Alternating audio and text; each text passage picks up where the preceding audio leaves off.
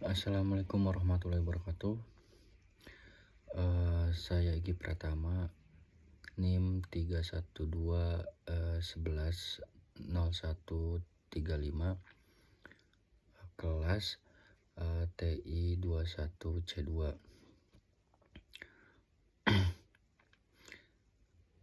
Sekarang saya akan mengulas atau menjelaskan ulang terkait materi yang ada di pertemuan keempat di mata kuliah pengolahan data IoT.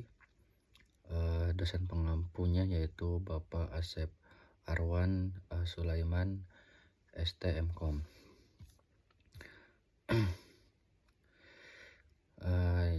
Untuk materi di pertemuan 4 itu tentang pengolahan data IoT.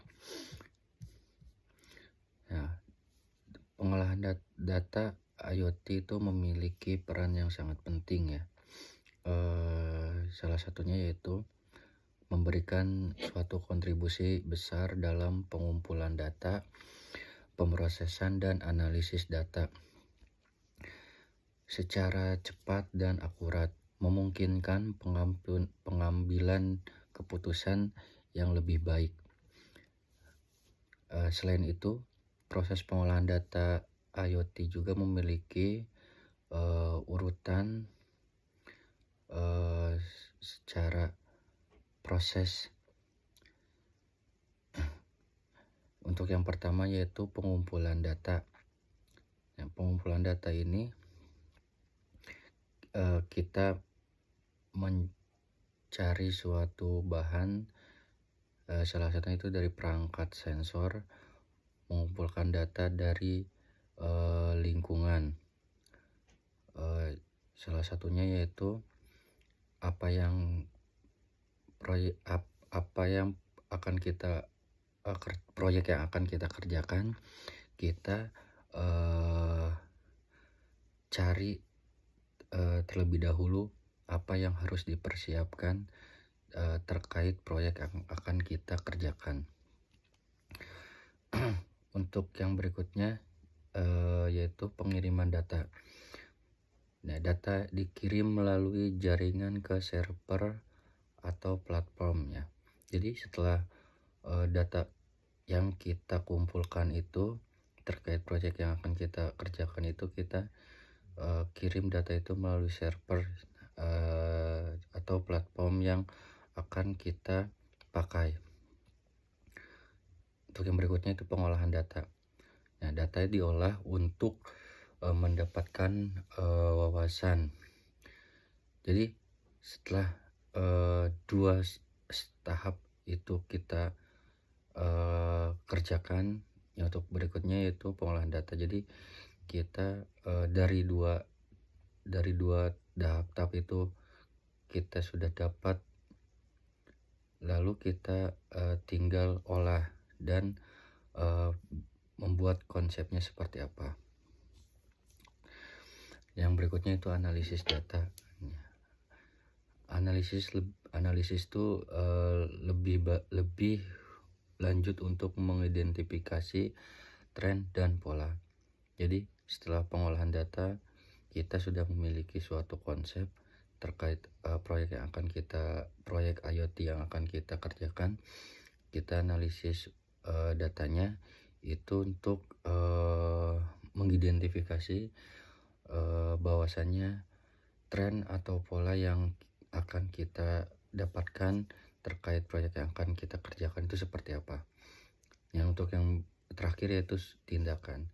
Ya, tindakan ini atau suatu keputusan yang diambil berdasarkan analisis untuk tindakan lebih lanjut. Jadi untuk yang terakhir ini yaitu suatu keputusan. Jadi dari beberapa tahap yang tadi kita sudah kerjakan, ya hasil akhirnya itu kita mengambil keputusan. Jadi hasil akhirnya seperti apa, dan setelah tindakan ini kita dapat, kita tinggal mengerjakan proyek IoT yang secara realnya gitu kan. Seperti itu secara singkat, secara simpelnya ya. Ya, dari proses pengumpulan data ini juga em, memiliki tahapan penting, yaitu ada pendeteksian fenomena. Ya, sensor mendeteksi perubahan di lingkungan seperti peningkatan suhu atau gerakan. Jadi dari pendeteksian fenomena ini, jadi kita membuat suatu proyek yang dari fenomena atau lingkungan gitu kan. Ya, di sini juga ada mungkin kalau untuk fenomena kayak suhu itu kan, contohnya itu suhu. Bagaimana kita bisa mengetahui suhu dalam ruangan ini berapa derajat gitu kan, atau dalam suatu ruangan kita menggunakan sensor gerakan sehingga apa yang bergerak itu akan terdeteksi seperti itu. Terus ada konversi ke data digital. Sensor mengubah informasi fisik menjadi format digital yang dapat dioleh oleh perangkat elektronik. Jadi konversi ke data digital ini sensor yang tadinya mungkin kita memiliki data gitu kan, memiliki data tapi data itu belum terformat secara digital gitu kan, masih dalam bentuk fisik. Ya, gimana caranya kita ingin mendapatkan suatu data itu menjadi data digital? Ya, ini menggunakan sensor mengubah informasi gitu kan, seperti itu. Dan untuk yang berikutnya itu penyimpanan sementara. Data sementara disimpan di sensor sebelum dikirim ke tempat tujuan. Jadi contohnya penyimpanan sementara ini, jadi data data data yang disimpan di sensor itu hanya bersifat sementara. Jadi sebelum kita konteksnya itu, contohnya data kita tidak langsung dikirim ke tujuan secara langsung gitu kan, hanya sebatas tersimpan terlebih dahulu, dijeda di situ, disimpan, lalu setelah itu dari sensor itu sendiri langsung mengirim ke tempat tujuan. Jadi tidak ada istilah data langsung mengirim ke tempat tujuan secara langsung. Jadi dengan adanya sensor itu, data tersimpan terlebih dahulu gitu kan, tapi hanya bersifat sementara, dan setelah itu langsung dikirim ke tempat tujuan gitu kan. Nah, untuk yang terakhir itu pengiriman data. Data dikirim melalui jaringan kabel atau nirkabel ke server atau platform untuk analisis lebih lanjut. Jadi data yang dikirim melalui jaringan itu tujuannya itu ke suatu server ya, server atau platform ya. Jadi dengan menggunakan sensor yang sebelumnya itu yang yang disimpan di tempat sementara itu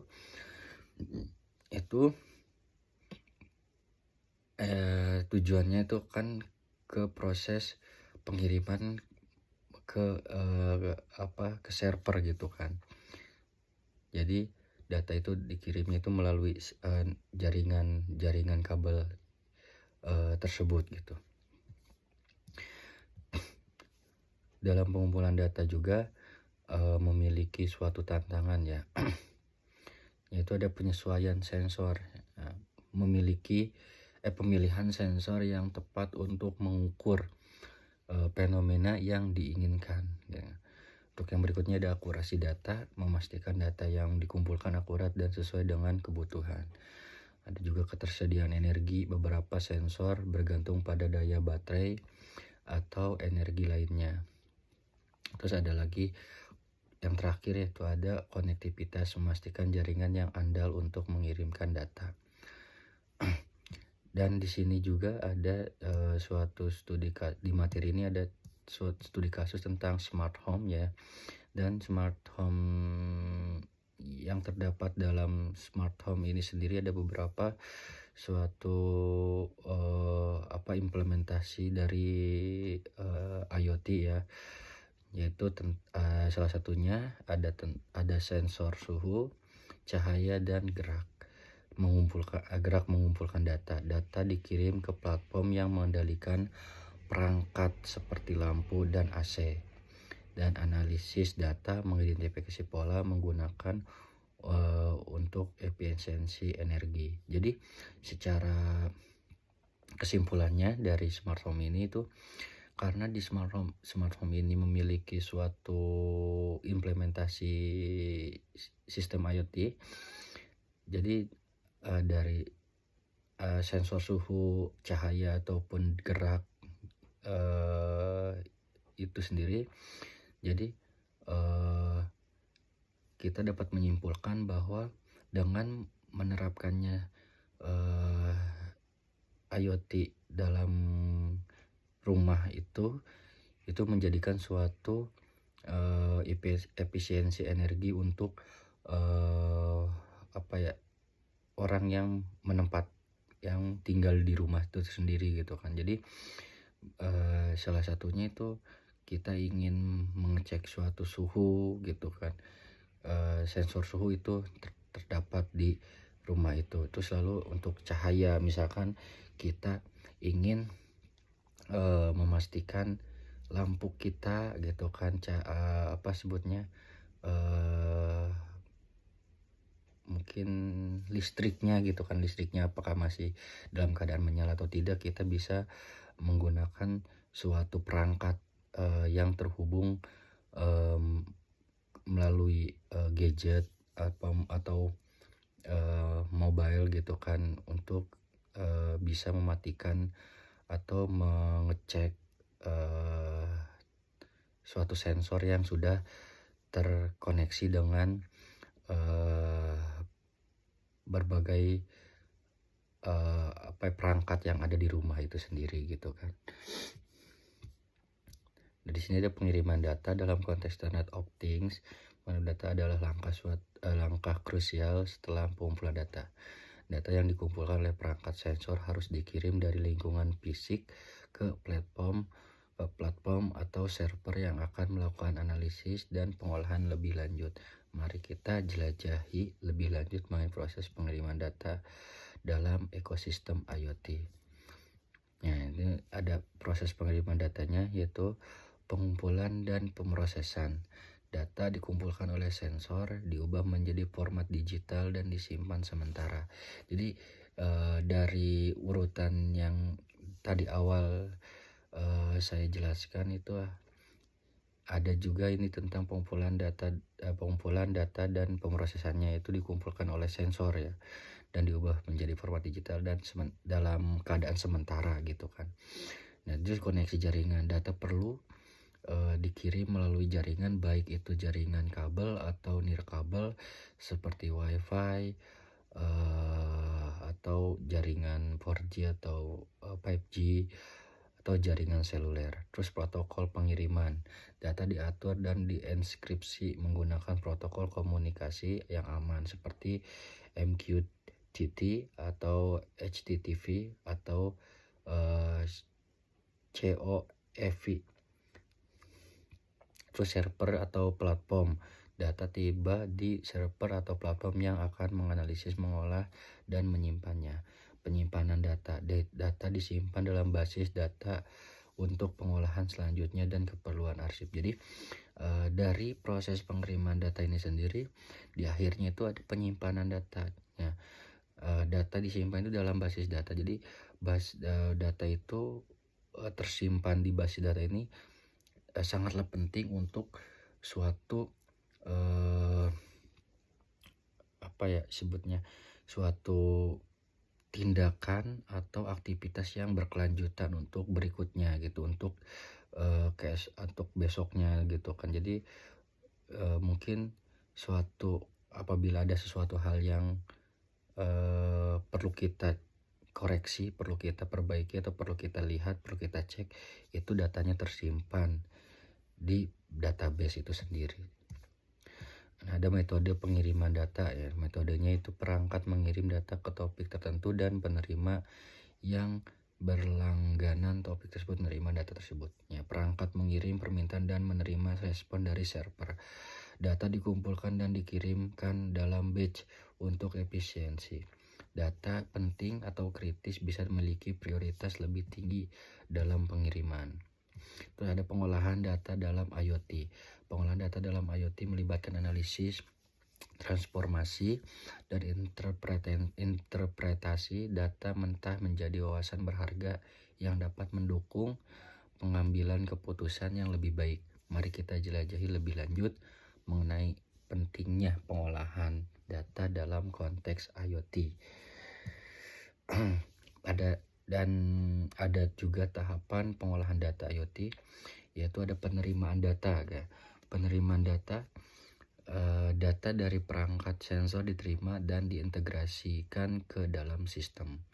Terus ada pembersihan data. Data mentah seringkali memiliki ketidakakuratan atau noise ya, sehingga perlu dibersihkan. Nah, terus ada transformasi data. Data diubah ke dalam format yang lebih sesuai untuk analisis seperti grafik atau tabel. Analisis data dianalisasi untuk mengidentifikasi pola, tren, dan wawasan berharga. Visualisasi data, wawasan yang diperoleh diwujudkan dalam bentuk visual yang mudah dimengerti. Ada interpretasi dan keputusan. Wawasan digunakan untuk membuat keputusan atau mengambil tindakan lebih lanjut. Itu ada teknik pengolahan data IoT. Ada analisis deskriptif, meringkas dan menggambarkan karakteristik data secara statik. Dan terus ada analisis pemetaan, menggunakan data geospasial untuk memahami lokasi dan perubahan di wilayah tertentu. Ada analisis prediktif, menerapkan algoritma untuk meramaikan perubahan masa depan berdasarkan tren historis. Analisis pemrosesan sinyal, menggunakan teknik pemrosesan sinyal memahami dalam data dalam domain frekuensi dan waktu. Terakhir yaitu ada machine learning, menggunakan algoritma pembelajaran mesin untuk mengidentifikasi pola kompleks dan tren yang tidak terlihat, seperti itu. Oke, cukup sekian penjelasan materi pertemuan keempat untuk mata kuliah pengembangan sistem informasi dan aplikasi IoT. Saya ucapkan terima kasih atas perhatiannya. Wassalamualaikum warahmatullahi wabarakatuh.